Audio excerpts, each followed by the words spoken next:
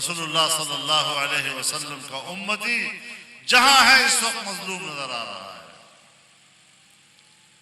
انشاءاللہ ہم نے ایک آواز بننا ہے، پاکستان کے مستقبل کو ٹھیک کرنا ہے، پاکستان کے مستقبل کو روشن کرنا ہے، پاکستان کے مستقبل کو طاقتور کرنا ہے۔ یہ ملک ہمارا ہے، یہ کسی کا جاگیر نہیں۔ ہم اس ملک میں مزیرہ بن کر زندگی نہیں گزاریں گے، ہم اس ملک میں غلام بن کر زندگی نہیں گزاریں گے۔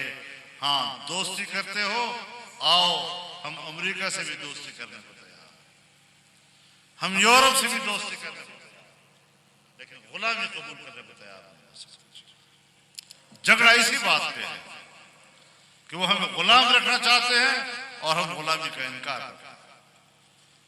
اللہ رب العزت اس ملک میں جناب رسول اللہ صلی اللہ علیہ وسلم کے دین کا علم بلند فرمائے، امت کو عزت اور بلندی کا مقام عطا فرمائے۔